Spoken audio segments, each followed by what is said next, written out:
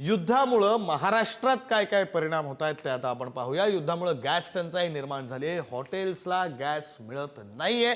गॅसच्या तुटवड्या अभावी पुण्यातील अनेक हॉटेल्स आता बंद झाले। गॅस मिळत नसल्याने पुण्यातील बादशाही हॉटेल देखील 2 दिवस बंद असणार आहे। युद्धामुळे तयार झालेल्या गॅस टंचाईचा परिणाम हा पुणे शहरातल्या हॉटेलवर पाहायला मिळतो। पुण्यातील बादशाही हॉटेल बाहेर हॉटेल बंद राहणार असल्याचा बोर्ड लावण्यात आला। युद्धाचे परिणाम आता लोकांच्या रोजच्या जेवणावर आणि हॉटेल व्यवसायावर होताना पाहायला मिळतात।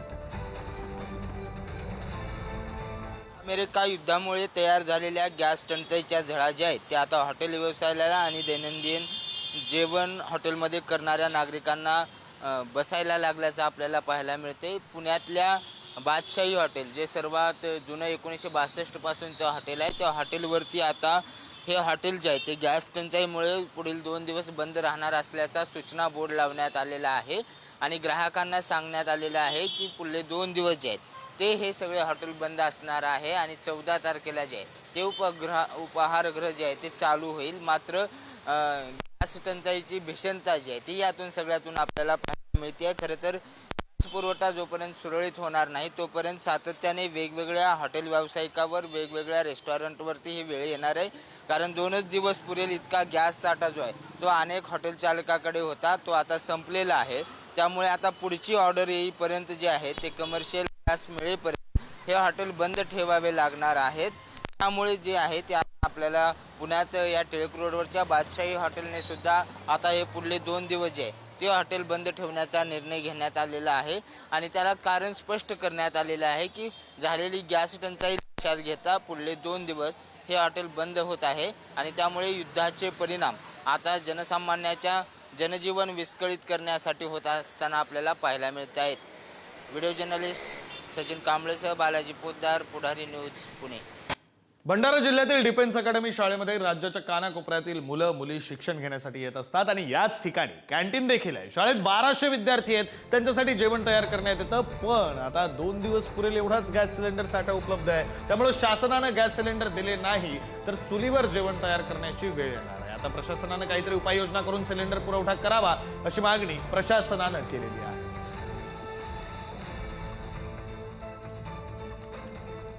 गॅस पुरवठा जो आता आम्हाला मागणी करून सुद्धा व्यावसायिक सिलेंडर पुरवले जात नाही, त्याच्यामुळे आम्हाला खूप मोठी अडचण भेटते की 1200 मुलांच्या जेवणाचं काय करायचं। तर आमच्याकडे फक्त 2 दिवस स्वयंपाक होऊ शकतो एवढाच सध्या गॅसचा साठा आहे। आजच आम्ही जिल्हा पुरवठा अधिकारी यांच्याशी सुद्धा बोलणं केलं, त्यांना विनंती केली की आम्हाला गॅस साठा नियमित ठेवा, कारण आमचं या हॉटेल नाही आहे, शिकणाऱ्या मुलांचं ही संस्था आहे आणि याला प्रथम प्रायोरिटी लेवलवर आम्हाला सिलेंडर देण्यात यावे। मुंबई पालिकेच्या मध्यान्ह भोजन योजनेवर गॅस टंचाईचं संकट आहे। गॅस तुटवड्यामुळे शाळकरी मुलांचं मध्यान्ह भोजन संकटात आलंय। 5,40,000 विद्यार्थ्यांच्या भोजनावर परिणाम होणार आहे। केंद्रीय स्वयंपाकगृह चालवणाऱ्या 147 महिला संस्था अडचणीत आहेत, तर महिला संस्थांमधील एलपीजी गॅस पुरवठा संपण्याच्या मार्गावर आहे। गॅस पुरवठा कंपन्यांनी सेवाभावी संस्थांना व्यावसायिक गटात धरून एलपीजी सिलेंडर देण्यास मनाई केल्यानं भोजनावर परिणाम होण्याची भीती प्राथमिक शिक्षण संचालकांना लिहिलेल्या तातडीच्या पत्रात व्यक्त करण्यात आली।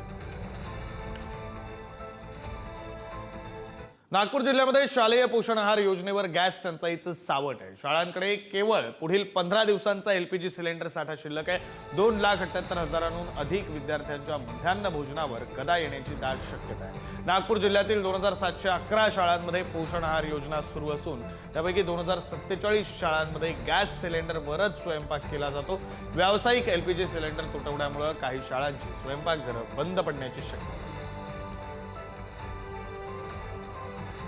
नागपुरातील प्लांटमध्ये कमर्शियल सिलेंडरचं रिफिलिंग बंद करण्यात आले आणि त्यासोबतच हिंदुस्थान पेट्रोलियम कंपनीच्या वरिष्ठ अधिकाऱ्याचा मंजुरी शिवाय एलपीजी सिलेंडरची गाडी बाहेर सोडता येणार नाही आणि त्यामुळे खापरी येथील बॉटलिंग प्लांटमधून सकाळपासून एकही घरगुती सिलेंडरची गाडी बाहेर पडलेली नाहीये। व्यावसायिक एलपीजी सिलेंडरच्या वितरणावर प्रतिबंध असल्यानं प्लांटमधून बॉटलिंग देखील बंद करण्यात आले। एलपीजी बॉटलिंग प्लांटमध्ये केवळ घरगुती गॅस सिलेंडर रिफिलिंगवर भर दिला जातो। इराण, इस्रायल आणि अमेरिका युद्धाचा परिणाम LPGच्या पुरवठ्यावर मोठ्या प्रमाणात झालेला आहे. LPG गॅसचा तुटवडा सर्वकडे जाणवण्यात येत आहे.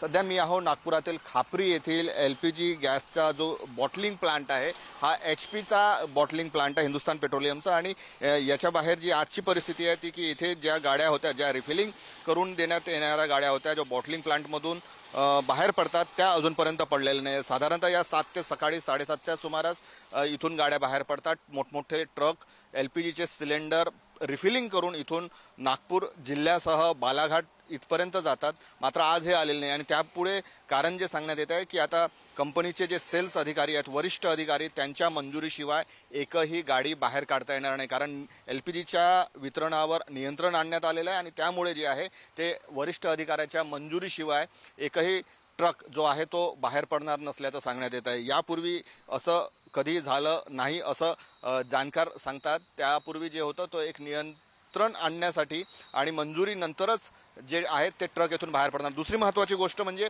येथील जे कमर्शियल सिलेंडरचं जे बॉटलिंग होतं, रिफिलिंग होतं, ते पूर्णपणे बंद करण्यात आलेलं आहे. कारण सरकारने प्राधान्य जे दिलेलं आहे ते घरगुती गॅसवर दिलेलं आहे आणि त्यामुळे केवळ घरगुती गॅसचे सिलेंडर जे आहेत ते रिफिलिंग करून बाहेर वितरणासाठी पडतायत आणि कमर्शियल गॅसचं जे वितरण होतं त्याचं बॉटलिंग, त्याचं पूर्णपणे रिफिलिंग जे आहे ते सध्या पूर्णपणे थांबवल्याची माहिती मिळते. कॅमेरामन मंगेश हस्तकसह जितेंद्र शिंगाडे, पुढारी न्यूज, खापरी, नागपूर. ऐन रमजानमध्ये नाशिकमधील येवल्याच्या मुस्लिम बहुल भागामध्ये व्यावसायिक गॅसचा तुटवडा निर्माण झाल्यानं हॉटेल व्यावसायिकांना मोठ्या अडचणींचा सामना करावा लागतोय. रमजान महिन्यामध्ये इफ्तारसाठी मोठ्या प्रमाणावर खाद्यपदार्थ तयार करावे लागतात. व्यावसायिक गॅस मिळत नसल्यानं अक्षरशः आता हे खाद्यपदार्थ कमी बनवले जात आहेत. काही हॉटेल बंद देखील होण्याच्या मार्गावर. आता ते आहे ना, आमच्या हॉटेलमध्ये आहे ना 10-12 आयटम चालू होते. आता ते गॅसमुळे आहे ना 2-4 आयटमच फक्त तयार करताय आणि आजचा शेवटचा दिवस आहे. आम्हाला उद्या गॅस सिलेंडर नाही भेटला कमर्शियल, तर उद्या हॉटेल बंद होईल आमची वाली. तर शासनाने याच्यावर लक्ष द्यावं. आता आमच्या रमजान महिन्यात पवित्र महिना चालू आहे, तर जे आम्ही जे चिकनचे 10-12 आयटम तयार करतो, तो आता 2-4 आयटमच तयार करताय. तो गॅस सिलेंडर नाही भेटला, तो त्याच्यावर काय करायचं, आमचे हॉटेल बंद होईल. पंचतारांकित औद्योगिक वसाहत म्हणून ओळखल्या जाणाऱ्या पुणे जिल्ह्यातील चाकण औद्योगिक वसाहतीवर गॅसच्या तुटवड्यामुळे मोठा परिणाम झालाय. 30% कंपन्या या ठप्प होण्याच्या मार्गावर आहेत आणि त्यामुळे उद्योग व्यवसायातील साखळीच विस्कळीत झाली. अचानक गॅसचा तुटवडा कसा झाला याबाबत साठेबाजी होण्याची भीतीही इंडस्ट्रियल फेडरेशनचे अध्यक्ष दिलीप बटवाल यांनी बोलताना व्यक्त केली. चाकण हे ऑटोमोबाईल हब म्हणून प्रसिद्ध आहे जगभर. इथे 3000 छोट्या मोठ्या कंपन्या काम करतात. OEM मोठ्या प्रमाणात या परिसरात काम करतात आणि युद्धजन्य परिस्थिती निर्माण झाल्यानंतर, युद्ध सुरू झाल्यानंतर मागील 2-3 दिवसात सडनली गॅसचा शॉर्टेज असल्याचे मेसेज इंडस्ट्रीतून येत आहेत. आम्हाला गॅस मिळत नाही अशा कंप्लेंट येत आहेत.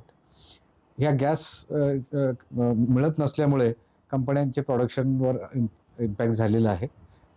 बऱ्याच कंपन्या, आणि त्यामुळे ही जी प्रोडक्शनची साखळी आहे ती हॅम्पर झालेली आहे. नंदुरबार शहरामध्ये परिवहन विभागाकडून अवैधरित्या घरगुती गॅस सिलेंडरचा वापर करणाऱ्या वाहनांवर आता मोठी कारवाई करण्यात आली आहे. देशभरात गॅस सिलेंडरचा काळा बाजार आणि गैरव्यवहार थांबवण्यासाठी सरकारकडून एस्मा कायदा लागू करण्यात आला आणि याच पार्श्वभूमीवर नंदुरबार परिवहन विभागाकडून तपास मोहीम हाती घेण्यात आली आहे. 50 पेक्षा अधिक वाहनांवर ही कारवाई करण्यात आली आहे. अनुदानावर मिळणाऱ्या घरगुती गॅस सिलेंडरचा अशा प्रकारे कोणीही वापर करू नये, अन्यथा कारवाईला सामोरं जावं लागेल असा स्पष्ट इशारा परिवहन विभागाकडून देण्यात आलेला आहे. मोठ्या प्रमाणावर घरगुती गॅस वापरून रिक्षा चालताना दिसून आल्या. याच्यामध्ये बऱ्याचशा रिक्षांचे कागदपत्र अपूर्ण आहेत. बऱ्याचशा रिक्षा या धुळे, मालेगाव, मीरा भाईंदर, भिवंडी इथनं ज्या रिक्षा स्क्रॅप केलेल्या आहेत त्या रिक्षा परत वेल्डिंग करून परत नंदुरबारमध्ये जिल्ह्यात चालताना आम्हाला मोठ्या प्रमाणावर त्या रिक्षा आढळून आलेल्या आहेत. याच्यामुळं आम्ही माननीय जिल्हाधिकारी महोदय यांच्या आदेशानुसार तसेच माननीय परिवहन आयुक्त यांच्या आदेशानुसार या वाहनांवर आम्ही मोठ्या प्रमाणावर कारवाई केलेली आहे. घरगुती गॅस सिलेंडरचा पुरवठा वाढवण्यासाठी विक्रेत्यांची नागपूर खंडपीठामध्ये धाव. कॉन्फिडन्स पेट्रोलियम इंडिया या कंपनीच्या 6 विक्रेत्यांची हायकोर्टात याचिका दाखल करण्यात आली. युद्धाच्या पार्श्वभूमीवर पेट्रोलियम व नॅचरल गॅस मंत्रालयानं LPG उत्पादन व पुरवठ्याला प्राधान्य देण्याचे आदेश जारी केलेत. मात्र कॉन्फिडन्स कंपनी घरगुती LPG सिलेंडरचा पुरवठा वाढवण्याकडे दुर्लक्ष करत असल्याचा आरोप याचिकाकर्त्यांनी केलाय.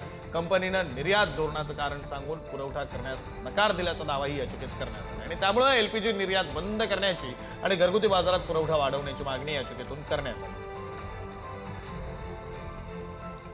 जालन्यामध्ये घरगुती गॅसचा काळा बाजार रोखण्यासाठी पावलं उचलली जात आहेत. जालन्यामध्ये तपासणी पथकं स्थापन करण्याचे निर्देश देण्यात आलेले आहेत. गॅसचा काळा बाजार रोखण्यासाठी जिल्हा प्रशासनाकडून कडक कारवाई करण्यात येते. जालन्यात घरगुती गॅसचा काळा बाजार रोखण्यासाठी जिल्हा प्रशासनानं कडक पावलं उचलत तपासणी पथकं स्थापन करण्याचे निर्देश दिलेत. जालन्याच्या जिल्हा पुरवठा अधिकाऱ्यांनी सर्व तालुकास्तरीय अधिकाऱ्यांना घरगुती गॅसच्या वितरणावर लक्ष ठेवून नियमित तपासणी करण्याचे निर्देश दिलेले आहेत. Thank you.